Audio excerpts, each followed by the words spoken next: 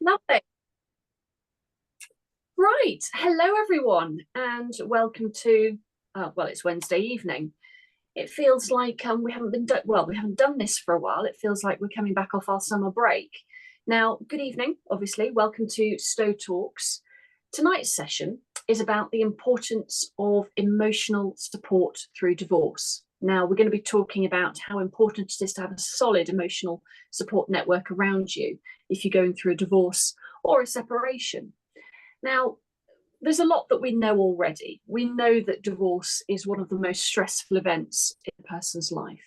We're not talking through the law tonight. We're talking about the practical steps that you need to have in place to ensure you can cope with the divorce process, but also the big life change that it brings. Okay. We all know this anyway, but by looking after yourself, you can also look after others. Now, I'm happy to help with any legal questions tonight. We are going to be focusing on the well-being aspect of marriage breakdown. I have to say, as a divorce lawyer, I am very aware that frequently people will only ever have come into a contact with a solicitor if they've bought a house or if someone close to them has passed away. I'm aware that it's a very daunting experience if you're having to involve lawyers with a divorce, especially when you're looking at something like a financial settlement. It's daunting finding legal advice, understanding that advice, and realizing that there are so many options available. It's also really difficult to let a stranger into your life and to talk to them about things you never thought you'd be talking about. You need to involve that stranger in your life to get you through the legal aspect of this. And that's before we start considering how stressful it is to pay for that advice. Legal aid, as we know, is barely available now. And, we have to be very upfront about the cost of legal advice is a very stressful element of marriage breakdown. Then we've got the law itself. The law in this area is quirky. It's an interesting piece of legislation. It's an old piece of legislation, but it focuses on a fair outcome for financial settlements. That's how it should be. Fairness is what we want. This is family law. But we have this issue that everybody's view of fair is different.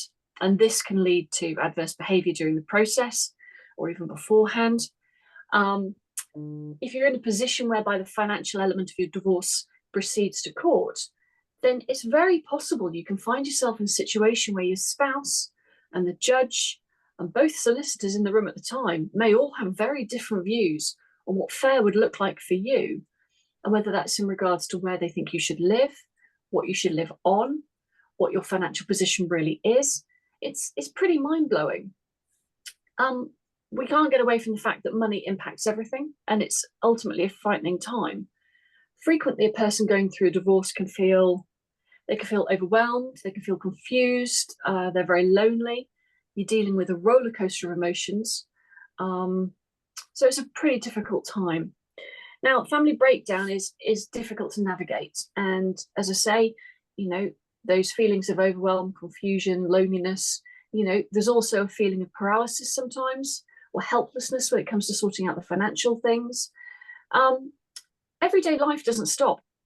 You have to go to work, you still have to be a parent. And that's one of the reasons why we're doing tonight's session. We're a divorce practice. We can talk about divorce law till the cows come home. But this is a really important element of making sure that people are as equipped as well as possible for what can be quite stressful, what can be quite long. But I think everyone would agree it's very overwhelming.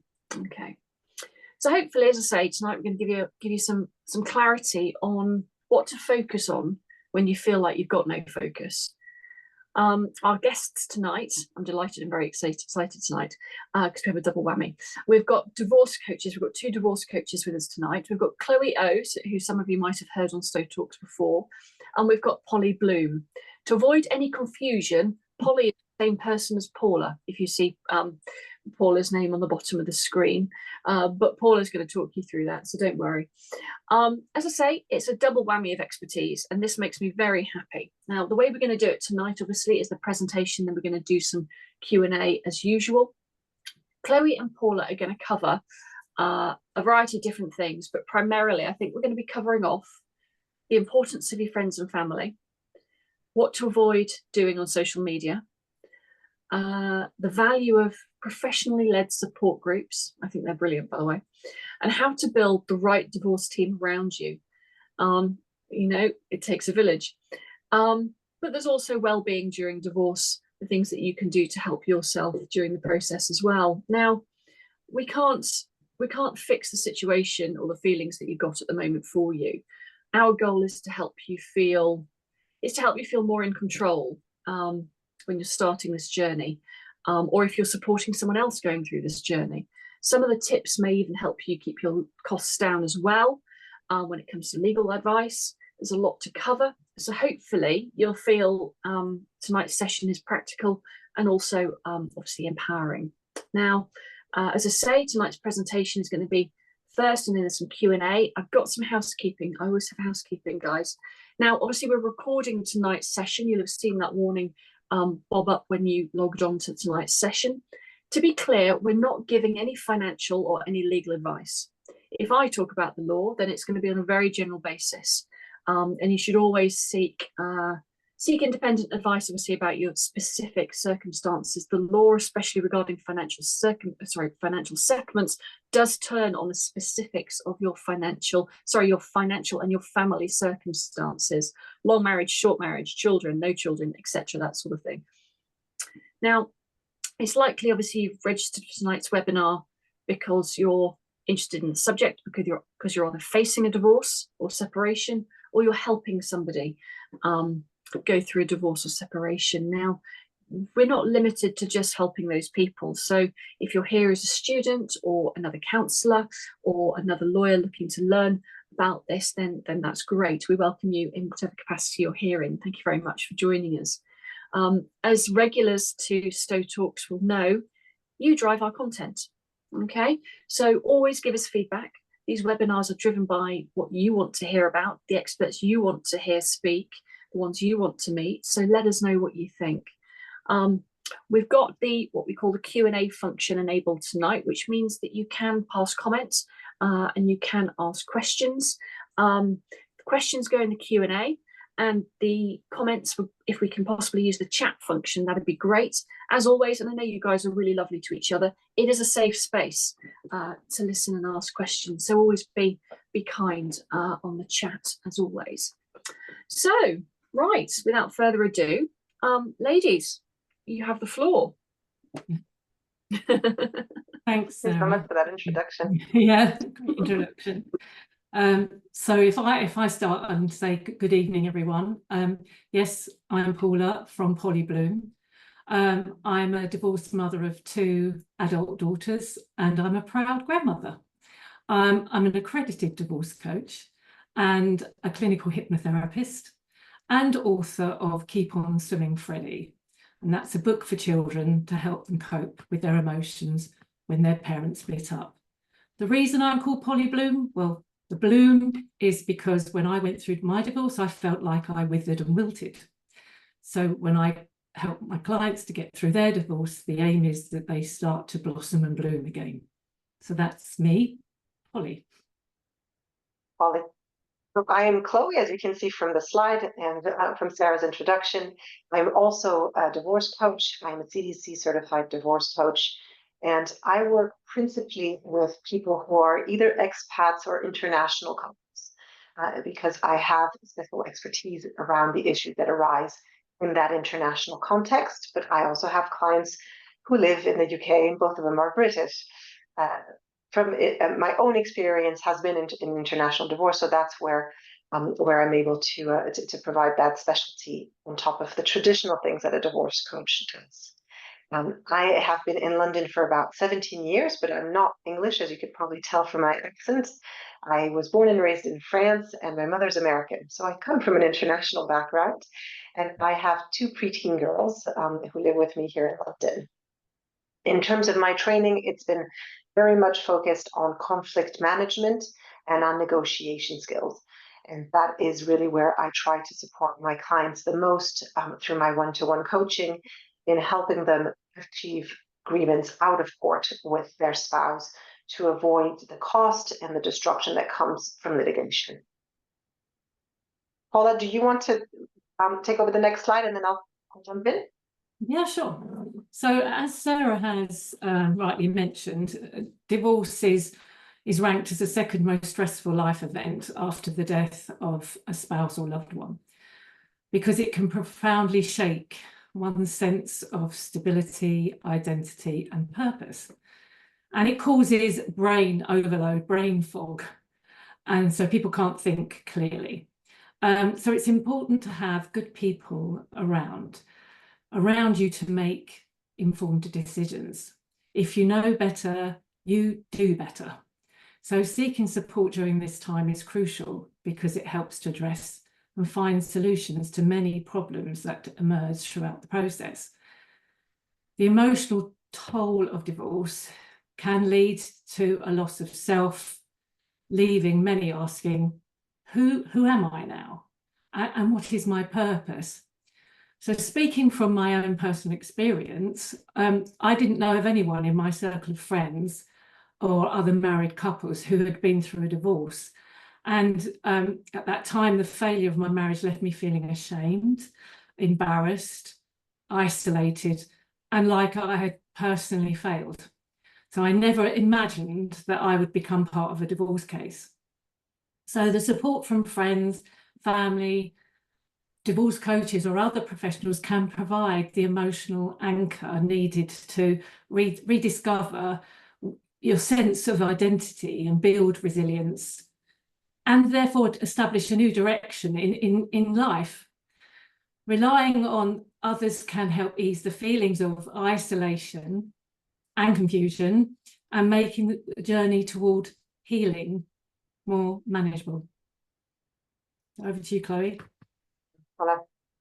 Yeah, I mean, there's a lot of benefits that, as Paula mentioned, there's a lot of turmoil and emotions that happen during divorce. And, Sarah said early on very rightly, it takes a village. And in assembling that team of people around you, one of the mistakes that a lot of people make is that they select one person who's expected to be there for everything, to help them with legal advice, practical advice, emotional support, financial advice. And the reality is there is no such person. First of all, it would be a huge amount to ask from that one person if they existed. But also, nobody has all those different skills. You need to tap into different people to get the right support, depending on the elements that you're trying to get support on. So emotional support is a category in of itself. It is separate from legal support. It is separate from financial support. It needs to come from a source that is going to give you what you need with regards to processing, managing, and dealing with those emotions at a time where you're being asked to make such important decisions. Now, in my practice, I see people who come, asking for emotional support with the range of different things that they want to get help with. Sometimes it's just somebody to talk to.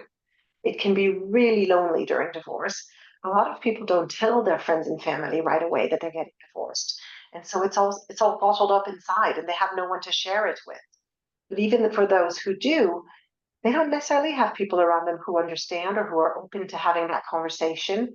A lot of my international clients don't have their friends and family near them. So there's that additional, geographical distance that comes into play. So sometimes it's just somebody that you can vent to and share your experiences with.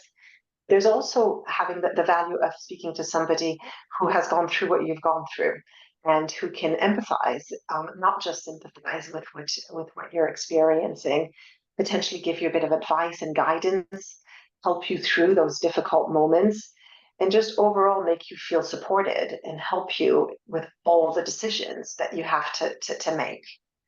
Now, I also have a lot of clients who feel that they need emotional support in supporting their children. They're usually struggling themselves to feel okay during all of this and to keep afloat. But then they also have to care and prioritize the well-being of their children. And that's yet another thing to worry about. And another thing that they're not necessarily trained to do. They're not child therapists. And they feel that they don't want to do the wrong thing, or they don't want to transfer their own emotions onto their children. So there's really a variety of different needs that come up with, with regards to emotional support.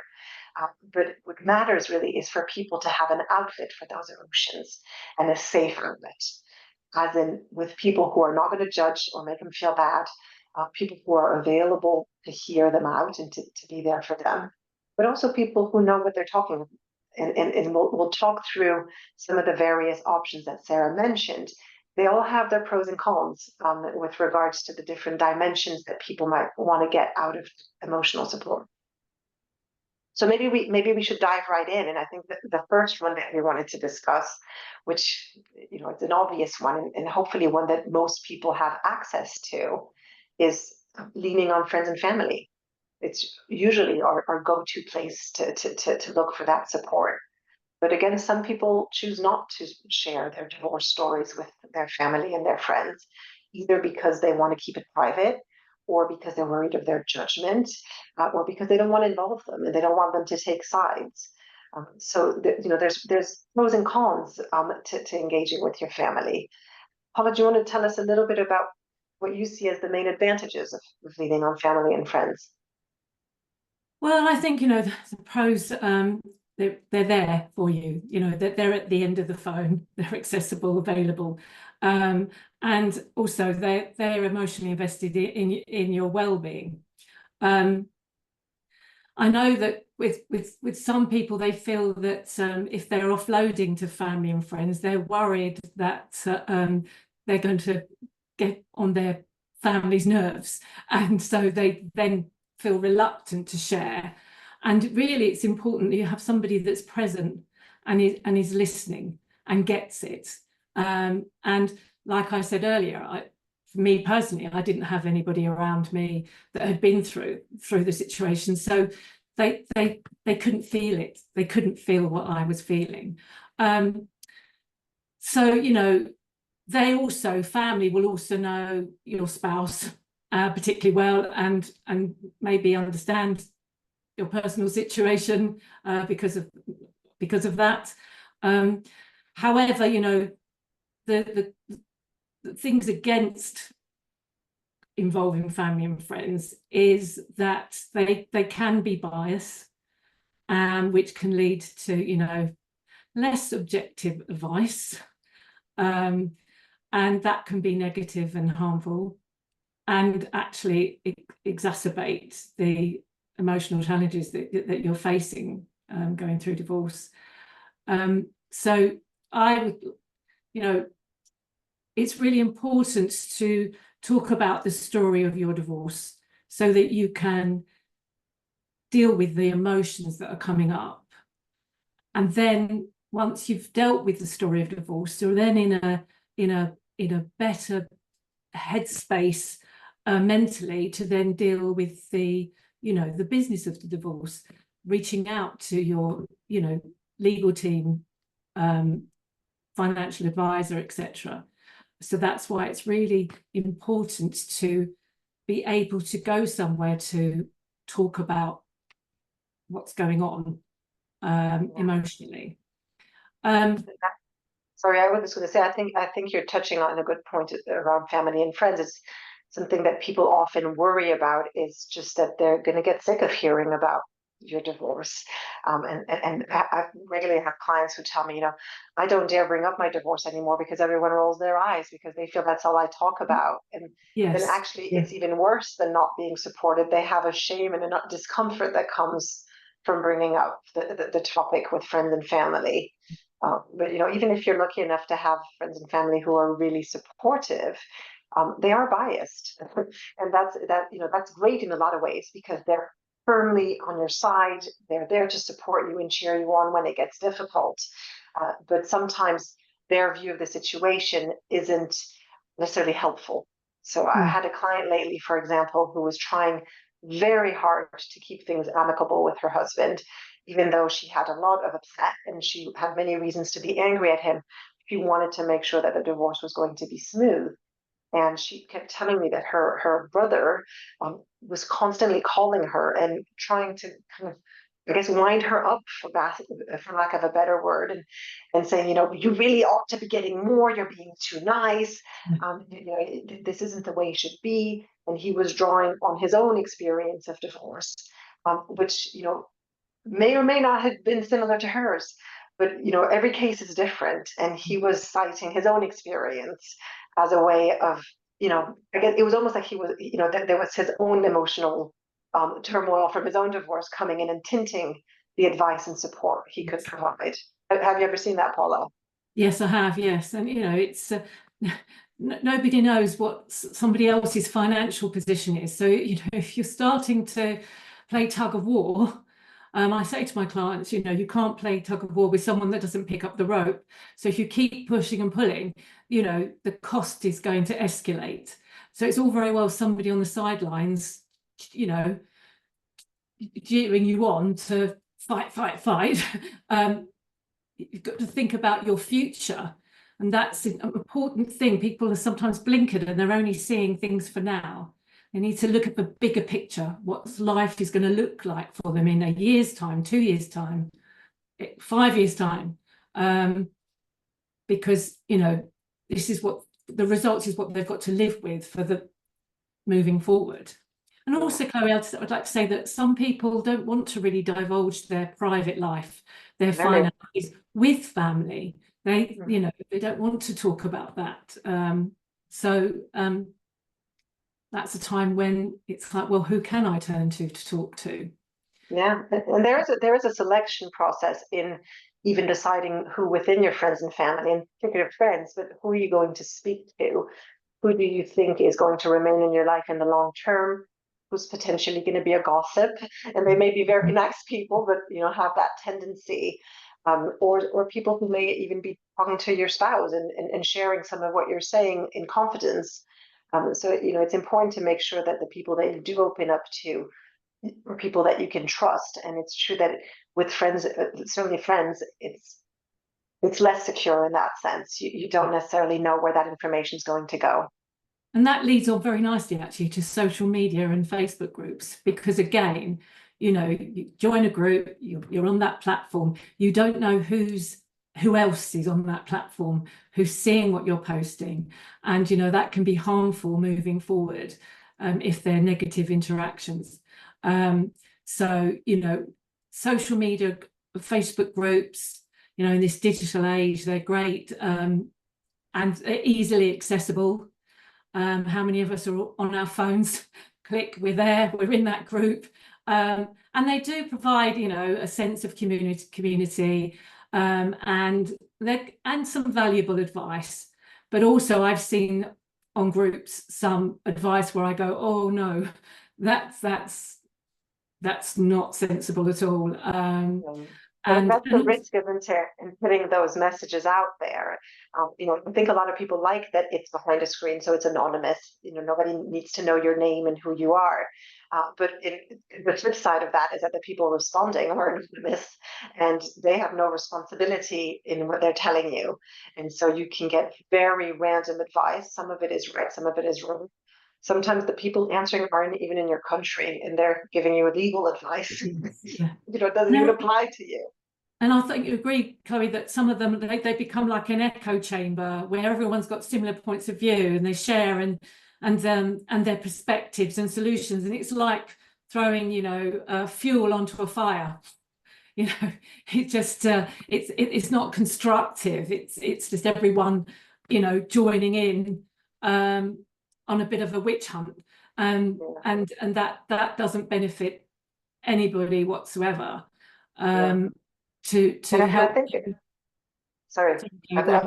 think that a lot of people, you know, do like with social media that the feeling of not being the only one in that situation, and in their, you know, if their immediate circle, like you were describing for yourself, hasn't had the experience of divorce and can't share, you know, that your feelings or at least understand what you're going through, there is that sense that there's somebody out there who has either experienced worse or experienced what you're experiencing, and it does help with that sense of loneliness in your experience.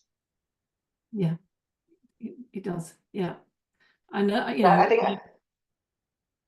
Go ahead. Sorry, Chloe, go on. So one of the things just to be really aware of with social media is that when you put stuff online, it's there.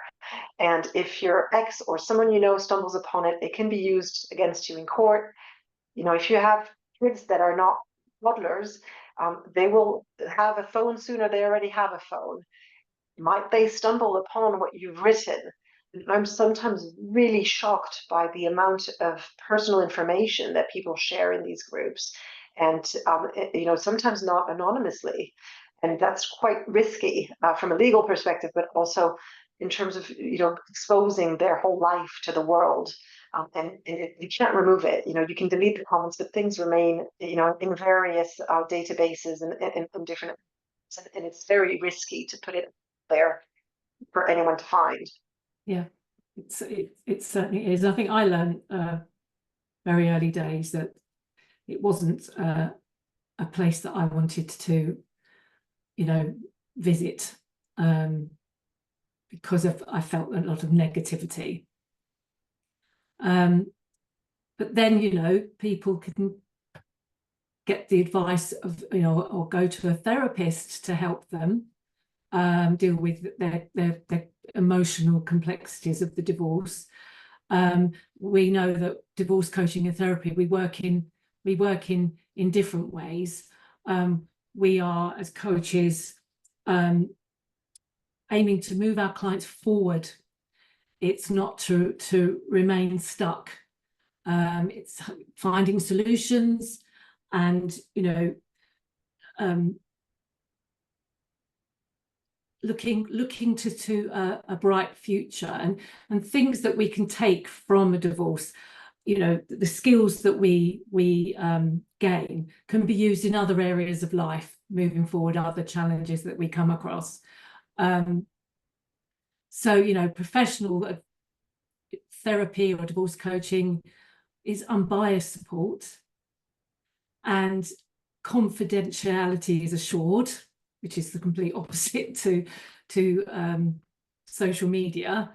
And you have, the access to building skills, like I've just said, and that is invaluable as you move forward. And divorce coaches can complement other professionals such as the lawyers, financial advisors, and and provide an all-round support system.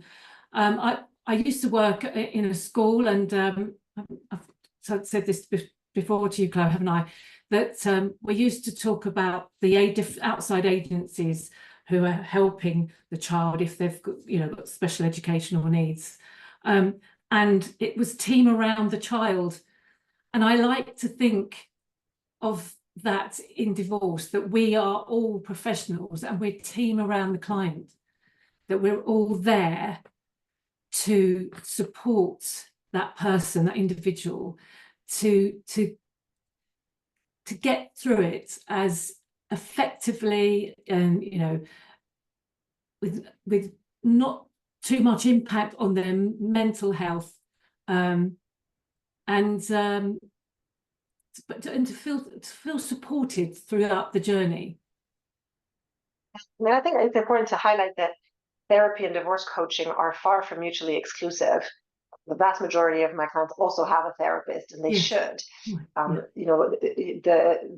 The main difference, the way I always explain, is that therapy is about looking backwards at past traumas and experiences and grief, whereas coaching is really about looking forward. It is, as you were saying, Paul, about setting goals for your future and having someone who is your partner for the next whatever number of months or years to help you get to those goals. So I think both types of professionals are incredibly helpful. It takes a team, and again, it depends on your case. You may feel that you need a therapist or not, and you may feel that you need a divorce coach or not, or you may feel you need both or neither. But the idea is to really bring together the right people for you. And in this, in this specific option, I guess, that's available for emotional support, there's a lot of benefits that Paula mentioned around confidentiality, around the fact that they're professionally trained, they know what they're talking about, and it's a controlled environment. In terms of the downsides, is that first of all, it's more expensive, or it tends to be more expensive than other options. And if you're feeling very isolated and lonely, it's still just one more person to speak to. And so there's still, it doesn't give you that same sense of community that you would get out of speaking to a wider group of people. So that's why I'm saying for a lot of these options, it isn't saying, I'm only going to rely on a divorce coach, or I'm only going to rely on a support group. It's about finding the right mix, but being really aware of the limitations of each of those sources of support, and using them for what they can bring to you, what you think they bring as a value in your situation, and just making sure that you're building that right cocktail really of different sources of support. And that leads us on into the support groups. Mm-hmm. And the divorce circle. And if I may, like earlier on, I looked at an article, and it was by the Mayo Clinic, and it mentions the benefits of support groups. So just to list the benefits: you're less lonely, isolated, or judged. Reduces distress, depression, anxiety, or fatigue. Gives you the opportunity to talk openly and honestly about your feelings. It improves skills to cope with challenges.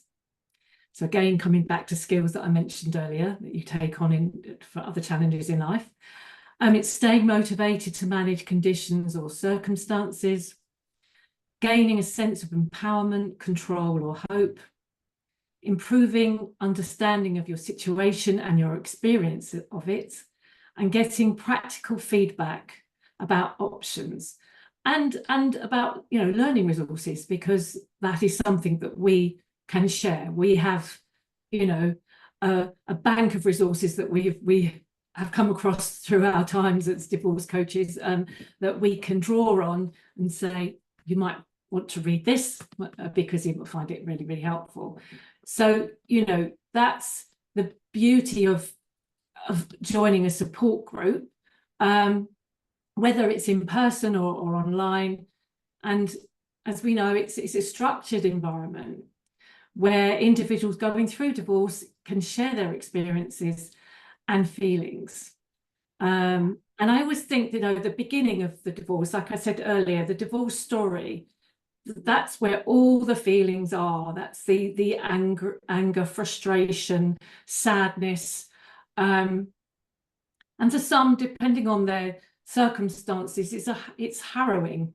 And to be able to see their life moving forward, it seems like it stood still. Time has stood still. And I made reference to a client about, she said, this is exactly how I feel, Polly. It's like one of those films where you're standing still, but everything, the trains are going past, the cars are traffic, but you're just stuck still, because that's how you feel. You think, how can anybody be happy? How can they go shopping? How can they be smiling? Because my world is crashing, But that's why that emotion needs to be helped. The mental well-being of our clients is so important. So these groups, or the divorce circle, run by Chloe and I, we're professional facilitators, and we provide a balanced mix of peer support and professional guidance. And it's for people who understand what you're going through. And you can share your experiences. And it's a support group that's professional and has a community-based approach, and at a lower cost than if you were to have one-to-one coaching. So Chloe, do you say that? That's really how we came to create the divorce circle, isn't it, Paula? We were having a chat, and we were saying, there's so many people that come to me for a discovery call and who really need help, but they just can't afford it. And it really breaks my heart to let them go back into the world without being able to help them. And so that's where the idea came from, is really trying to create a much more affordable approach for people, but also a slightly different approach, because it isn't a substitute for coaching. It isn't that one-to-one tailored support. It is that sense of being part of a group. And one of the ladies who joined the divorce circle recently, one of the first things she told me in the first session was, the reason I've joined is because I want to know that I'm not the only one going through this. And I think that's really important, knowing that other people have experienced something similar to you, that it isn't odd or strange the way you're behaving, even if people around you who haven't gone through divorce don't understand it. That doesn't mean that you're not reacting in a normal way and that your emotions are invalid. And so I think that's a really important thing to highlight. And the other one is that it's a great opportunity to share tips. And, because we have Paula or I preparing the sessions and providing our expertise and professional support, but that combined with just advice from each other. That, we very often have people sharing tips with each other, saying, actually, I tried doing that and that worked really well. And so it inspires other people to try as well. And because people are at different stages in their divorce journey, someone can say, oh, yes, I remember that I was really scared at that stage, but actually, this is how I handled it. And it may or may not be the right approach for that person, but it helps to know that others have gone through it and found solutions for them. Yes. And see that they're coming out the other side. Yeah, that's absolutely. It gives them hope. Yeah, exactly. So really, I think, the three main benefits that we like to highlight is, first of all, sense of community. And we have a WhatsApp group for members, so people can send messages, again, in a safe environment. It's not, on Facebook or online. But there's a code of conduct that everybody signs up to around respect and no judgment, listening to each other. And so that community has very solid rules and a real solidarity within it. And I think that's in itself invaluable. Then if you overlay the expertise that Paula and I bring, then you really get a really good combination of both worlds.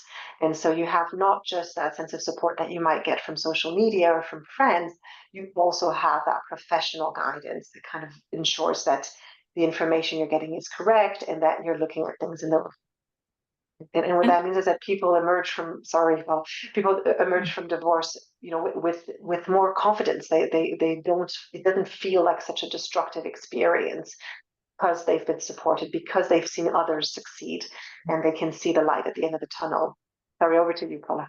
I was just about to say, you mentioned about the certain code of conduct, and it's a space that it's not to vent and complain. Because that's unproductive, but it's a safe space where you feel validated and where you can reframe your thinking. We help you to reframe it, see it from a different side, and other members of the group who've been through it can help with that too. As you just said, well, I tried that and that didn't work, but when I did this was really successful. So that's the way of getting people to see things from a different perspective. And and again, as I said earlier, it's a great place for growth and transformation and to celebrate your progress and to actually move forward. I had a client today, and we were speaking about how far they've come. And when I started to point out, well, look where you were in January to where you are now, and they sort of went, oh yes, I hadn't thought about that. Yes, I've made that decision. Whereas back in January, I couldn't make that decision, or apprehensive about making that decision. So it's great to celebrate your wins, celebrate what's gone well. It's all about championing each other and building each other up. So it's a positive space. It's not a space to vent frustration in an angry manner. And I have to say that's one of the things I enjoy most in the sessions. The difference for me between a one-to-one coaching session and the support group is, in the support group, I see people sharing advice and tips with each other, and I think it's incredibly valuable. And I see the looks on people's faces evolve, where they come in quite tense and concerned about things. And as they hear other people share their experiences, yes, it gives them hope. It gives them, a new perspective, a new way of looking at things. And the difference between the way people feel and look at the beginning of the session versus at the end of the 75 minutes is really day and night. And Yes. that's incredibly gratifying. Yeah, it is. So we run the groups on a Tuesday at 7:30. That's hosted by myself, and on a Friday at midday, 12 o'clock. 12 o'clock for me, yeah. And Chloe runs that, and it's people who sign up can come to both those sessions. They can pick and choose if they just want one a week or both, and it's £96 for a month's subscription. A limited number of sessions, so yes, that ends up to being less than £15 a session, which probably a cup of coffee and a pastry in a lot of coffee shops in London. yes. Definitely. Very good value for money, which was really our objective. Yes, yeah. So people can, if they're interested, they can go along to our website, which is www.thedivorcecircle.co.uk, and then they can ask us any questions about joining, about the membership, and yeah, we look forward to onboarding anybody that's interested. We do have a limit to the amount of people that join. We wanted to keep it a sort of intimate number, didn't we, Chloe? It was so it's a limit of maximum of 14 people. We have way more than 14 people in the group, the core group at large. For each individual session, we try to cap it to 14 because we want to make sure that there's still time for everybody to share, everybody to speak. If it becomes too big, then nobody dares to speak anymore. Yeah. And the reason we also did it online is to make it really easy for people to join. We chose very different times of day for both sessions because different people have different ways of managing their lives and different occupations. But with the online version, you can join quite easily no matter where you are. And the beauty of it is that it can be as private as you want. So some people go on camera, some people don't. Some people have their name displayed at the bottom, some people don't.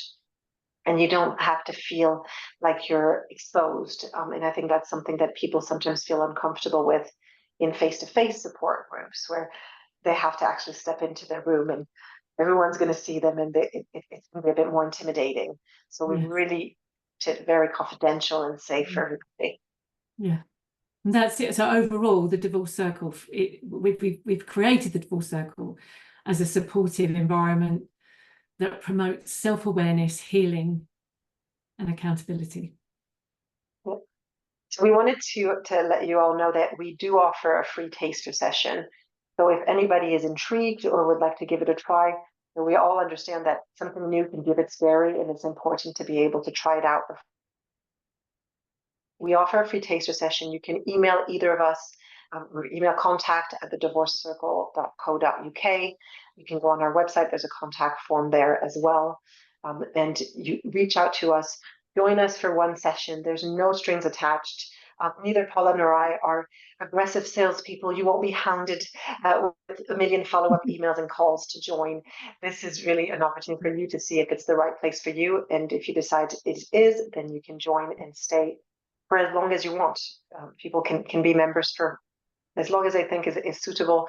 Some people take breaks and rejoin later on because whatever's happening in their personal life doesn't allow them to give it the attention they want. It's extremely flexible. So that was really the intent. But do join us for a free session if you'd like to find out a bit more, and we'd love to see you there. Yes, we look forward to seeing you. Yeah. Sarah, back to you. You guys are absolutely awesome. I want to hang out with you for the rest of the evening and we'll have some wine and chat. I love listening to you both. You do complement each other really well. Thank you. I really like you. The last thing anybody needs is a divorce lawyer actually at your Divorce Circle meetings, but I would love to be there. Right, I just want to kick off. We're going to do some questions, but I'd like to just kick off with a lovely comment that somebody's left, just to say that they've had therapy and coaching and they won their final financial order 85% in their favour. That's a whopper. Well done. That's a Well full done. live with order for their children. You must be over the moon. And that they had that their team was around them was so supportive. So that really just reinforces everything we're talking about tonight. So that's really awesome. So thank you very much for sharing that, whoever you are. I love that. And thank you very much for coming on here. It's just great. So we're going to do some questions if you guys are okay with that. I'm going to pick out a few slightly more specific ones that we might try and rattle through. I'm really sorry. I have a beagle. His name is Arthur, and he's just decided to hear everything outside. I'm so sorry. So if he joins us tonight, regular listeners to Stowe Talks will have met Arthur before, I'm afraid. Right. Let's get some focus here. Right. Any tips for the best way to navigate divorce during menopause? I'm 52 years old. My marriage has ended recently, and I struggle to deal with uncertainty. I'll throw that open to whichever of you wants to go first. Want to get it? Should I jump in? I don't mind. Yeah. It's difficult. There's a lot of statistics that show that menopause actually is a period in our life where women tend to reevaluate a lot of things, and where a lot of the time they don't feel supported by their husbands. So a large number of divorces happen during that period in a woman's life.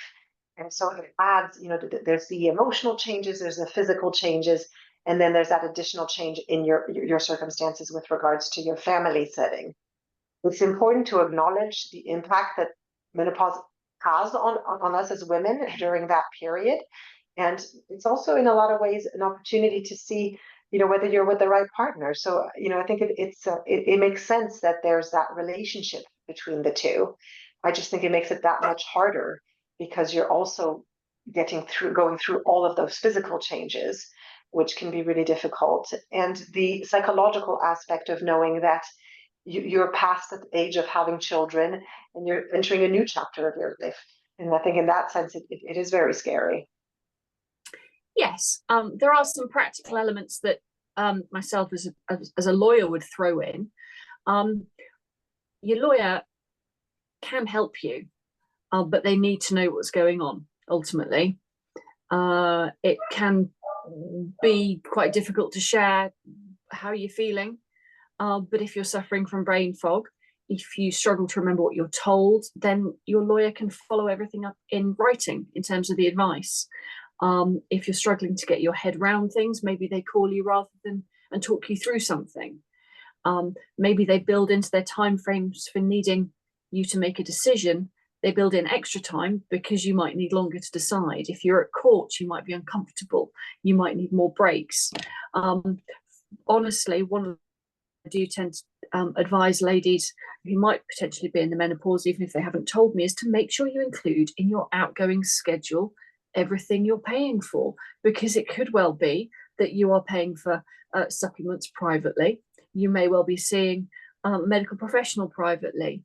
But, it may just be that you're having some therapy or counselling. Get all those costs in. They need to be figured. Don't poo-poo what you're going through and think it's of no consequence to anybody, because it really is a big deal. And the menopause conversation is one that we do have a lot, and it should be louder, really, is my view. So don't be shy. Don't be shy. Tell us. We can only help when we know what we're dealing with. Right, another question. We talked about social media a little bit. There are other platforms other than the usual ones that we know about, but how do you feel about platforms like Mumsnet? Would you give the same advice on social media for something like Mumsnet? I think, yes, you just have to be aware and be mindful of what you're listening to. There's people that are still going to be giving advice, and it's sifting through whether that advice is sensible advice or not. So yes, just be aware, just be careful. Yes, it is a pitfall. when you're going through this, everyone around you wants to give you advice whether you want to hear it or not. It is human nature. It is problematic.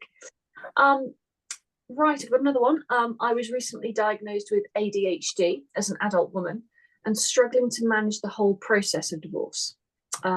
Also struggling to manage the overwhelming emotions. So any top tips, you two? I'll definitely reach out to a divorce coach, because the overwhelm of managing the divorce, the business of divorce, is a lot of what we help people do. We help them become the CEO of their divorce and really project manage it.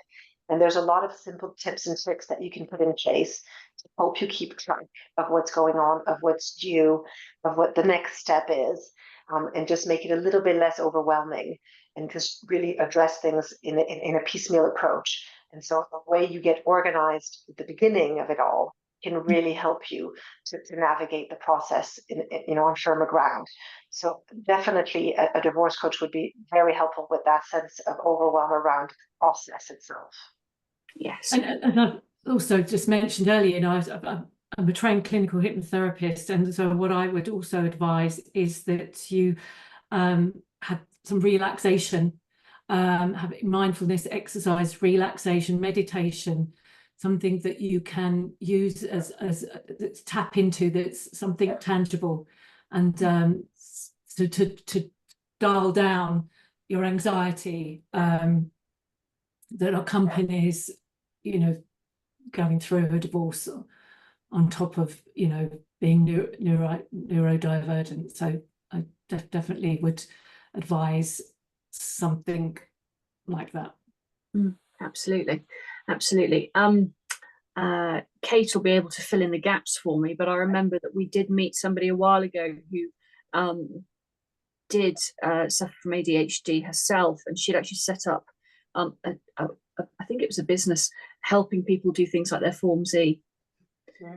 She knew exactly what the pitfalls were, and it was fascinating, absolutely fascinating. We're going to be doing more work on going through a divorce if you're neurodivergent. I think it's next month is the session where we can kind of dig into it a bit deeper. But again, share what you struggle, what bothers you, the work, what you find the hardest. Share it with people, and we'll all find a way to make it work a bit better. Now, let me just dig into this question, because it's a little bit of a longer one, and I really appreciate whoever has shared this with us, because it really is quite a lot to think about, and I'm sure I probably have a bit more of a gung-ho approach to this than perhaps Chloe and Polly will, but the question here, it's got a little bit of commentary. It says, I feel quite resistant to the next steps in the divorce process. I've paid £3,000 so far and got as far as conditional order, and we're both filling in Form Z and have a decree nisi with a view to the next step being a roundtable discussion to agree the finances and get a financial consent order using both our lawyers before a final decree absolute. My query is it normal to get cold feet, or am I being very stupid? You're absolutely not being stupid, by the way. We were both given the Form E to do back in February, and both haven't finished it yet and appear to be putting it off. Is this normal? I would say yes. The last part of the commentary here says, I'm resisting having costly legal advice because I can't see the future for me and the kids, and fear the solicitors treat it very black and white. I'm emotionally based, you see. Okay, so that's pretty common, I think. As a lawyer, you absolutely do have my sympathy and understand entirely where you're coming from. I would always say, we need to power through. If reconciliation isn't going to happen, then you're in a situation of no man's land right now. We need to get you to the finish point so you can start living again. You need some certainty in your life. The kids need some certainty in your life, and by going through the process, that's the only way you're going to get to it. The legal advice, the cost of it, my God, it's stressful. We know it's stressful. We talk about it more than the law itself frequently because it is such a burden. You can't get away from it. It is a big, big, difficult element of, starting your new life. If legal advice means that you are going to get more of the house than is being offered at the moment, if it means you're going to get a pension share, if it means it's going to help you open the door to getting this done, then you've got to consider it on a cost benefit basis. You've got to consider it from a benefit basis. What are you going to get from spending that money? Ultimately, it sounds possible that if you don't spend it, you may stay where you are. Okay, so that's my tuppence worth. I'll hand it over to you too. I think it's very common. I had a client describe it recently as, you know, when you're going on a roller coaster, you know, they bring you up the hill first, and there's that 10 seconds where they keep you hanging before the drop happens. And she was saying that I feel like I'm stuck in that overhang. And actually, once they let go, you're okay because you're on with the ride. It's just that anticipation that can be really difficult. And I see it happen at different points. You know, for some people, it's actually telling their spouse that they're ready to divorce. Sometimes it's Form E, sometimes it's filing. It could be a million different moments that feel like that tipping point where, oh my God, now it's irreversible. Now I'm letting it, you know, I'm letting myself go down the roller coaster. And I think that's, you know, completely natural. I don't like the word normal because I don't know what the norm is, but it is absolutely natural to feel that. And it's okay to take a breath and say, you know what, I need to wait until I feel ready. The point I think that Sarah, you're making is at some point, the benefits of moving on outweigh the benefits of staying idle. And that's very much a personal decision where you get to that point where, like, you know, actually, this uncertainty, this limbo, this anticipation of the unknown is actually no longer giving me space to breathe and to prepare. It's actually becoming a burden. And when you get to that point, that's when you feel usually much more confident taking the next step and going down that roller coaster. Paula, has that been your experience as well? I totally agree with what you've Sarah and yourself have said, Chloe. You know, it's that the 5 F's, is it the fight, flight, freeze, fall, and fold. And you know, it's asking your questions, the question why, your question as to why are you here at this stage? What was your reasons for the divorce? You know, it's stepping outside of your comfort zone. Everything familiar to you is now is changing. But as we can speak from our own experience, change is fearful, but actually change can be good. And you know, when I look back, and I'm sure Chloe, you're the same. When you look back at beginning of my divorce, I was exactly the same. When I was asked to hand over my marriage certificate, I was shaking because it was the finality of everything, of life as I'd known it. But moving on 10 years, it's the best decision because I'm living a much more fulfilled life, happier life. So, you know, don't berate yourself for feeling this way. It's perfectly normal, healthy emotions, because it's a big change. It's scary. Yeah, it is. I can second all this, guys. You're giving absolutely fabulous advice tonight. It's brilliant, as I knew you both would. I understand the paralysis significantly. I've been divorced myself. I'm happy to share that. It's no secret. Try being a divorce lawyer and doing it. My God, it did make me a better lawyer. I must admit, I'm still very perhaps quite bold in my advice, but I understand the paralysis that people suffer much better, and I'm much more patient with people.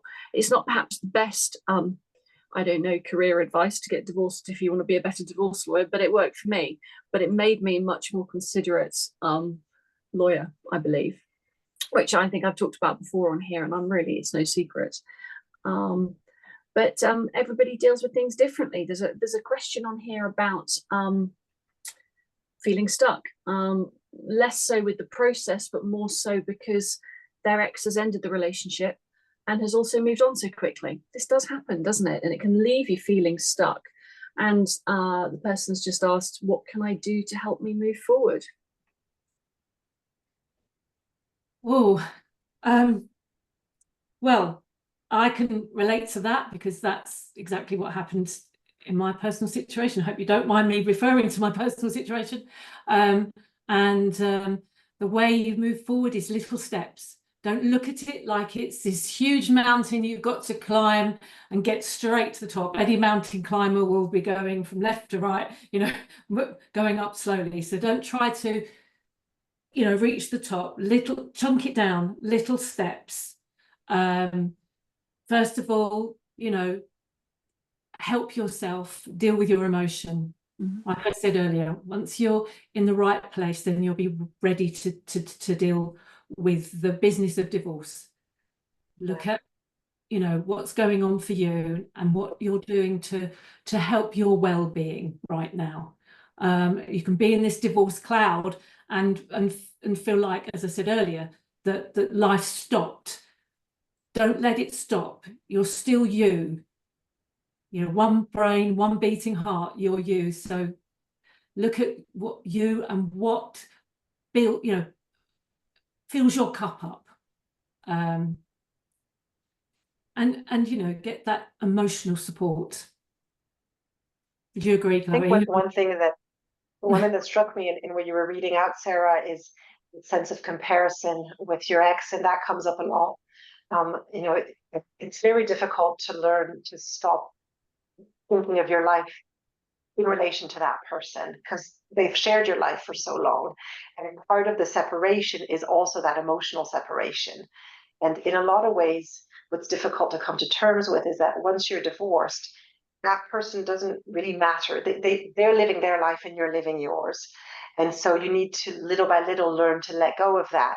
And comparing yourself is always going to be unhealthy because people put on a facade. You're going to see fancy holidays on social media. You're going to think that they have a new partner and are living this wonderful life that they didn't have with you. But actually, in a lot of cases, that is just an image they're trying to project to the world. It's not the reality. Sometimes they're trying to project it to you, even to annoy you or to get back at you. So, you know, it isn't about what the other's doing. Everybody has their own pace to recover and to move on from divorce. Remember as well that the person who makes the decision, by the time they come to you to tell you they want to leave, they have already had months, if not years, to process the fact this marriage is going to end. You are finding out in that moment. So you've got anyway a number of months or years delay compared to them in terms of the processing and in terms of the healing. So it's not a level playing field in terms of comparing yourself to them. And as Paula said, you know, trying to reconnect with who you are. It's really a unique opportunity to think about what you like. You know, when you're married, you're constantly compromising. Oh, he really wants to go to this restaurant. I really want to go to that one. Okay, I'll go to the one he wants to. Suddenly it's like, which one do I want to go to? And you get to decide which restaurant you want to go to. And you don't even need to ask anybody where you want to go. And sometimes it's scary to have to make that decision because you're not used to doing it for a number of years. But it's such a sense of freedom as well in being able to make those decisions. So think about things that make you happy, that you enjoy doing, that potentially you stopped doing because your spouse didn't like them. But things just that have fallen on the wayside of life, hobby, friends, traveling, whatever it might be, and try to reconnect with that and to use this as an opportunity to do things that make you happy and that aren't taking into account anyone else at that stage. That would be my 2 tips. That's that's solid advice. It's wonderful. I love your positivity, guys. It's brilliant. It's rubbing off. Right. Where are we? We are, we've gone over. I'm going to be in lots of trouble time-wise. Oh, lovely. Ladies, thank you very much this evening. I feel energized. I hope that our listeners feel empowered and have some good tips up their sleeves now. I love the sound of the divorce circle.